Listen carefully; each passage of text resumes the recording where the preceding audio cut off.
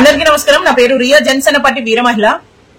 మొన్న జరిగినటువంటి జగన్మోహన్ రెడ్డి మీటింగ్ లో యంగ్స్టర్స్ పట్టుకున్నటువంటి ఫ్లెక్స్ లో వాళ్ళు రాస్తుంది ఏంటి ఒకవేళ వాళ్ళ ప్రభుత్వం వస్తే అంట 2029 లో ఒక్కొక్కరిని రప్ప నరుక్కుంటూ పోతారంట. రప్ప నరుక్కుంటూ పోతారంట. ఇంకొకరు వచ్చేసి మాకు ఎదురు వచ్చిన వాళ్ళని తొక్కి పాడేస్తామంట.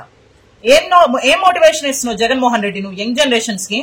ఇట్లాంటి స్టేట్మెంట్ వహిస్తే నువ్వు అది తప్పు, అలాంటివి చేయకూడదు అని చెప్పాల్సింది పోయి దాంట్లో తప్పేముంది, తగ్గేదలే అన్న స్టేట్మెంట్స్ ఇస్తున్నావా?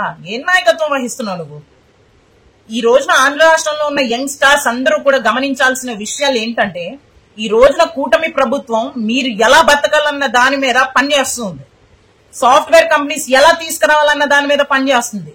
కాబట్టి యంగ్స్టర్స్ అందరూ కూడా తెలుసుకోవాల్సిన విషయం, యంగ్స్టర్స్ తల్లిదండ్రులందరూ కూడా తెలుసుకోవాల్సిన విషయం ఏంటంటే, ఆంధ్ర రాష్ట్రంలో ఉన్న ప్రజలందరూ తెలుసుకోవాల్సిన విషయం ఏంటంటే, మనం ఒక సినిమాకి వెళ్లే ముందు ఒక స్టేట్మెంట్ వస్తుంది మనకి, ధూమపానం మద్యపానం ఆరోగ్యానికి హానికరం అని చెప్పి ముందే చెప్తారు. ఎందుకంటే అది ఆరోగ్యానికి హానికరం.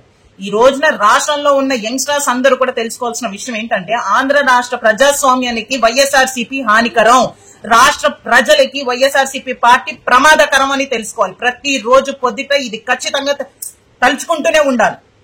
యంగ్ జనరేషన్స్ కి వాళ్ళ భవిష్యత్తు వాళ్ళ కాళ్ళ మీద వాళ్ళు నిలబడేలాగా ఉండే అంత మోటివేషనల్ స్పీచ్ ఉండాలి నాయకుడు లక్షణాలంటే. కానీ నీకు నాయకత్వం ఏముంది?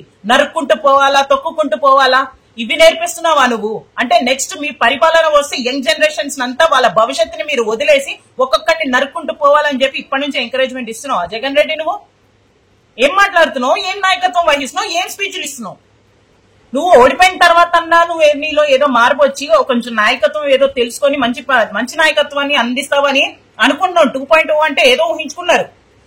కానీ ఇలాంటి స్టేట్మెంట్లు నువ్వు ఇచ్చేది తగ్గేదేలే అని.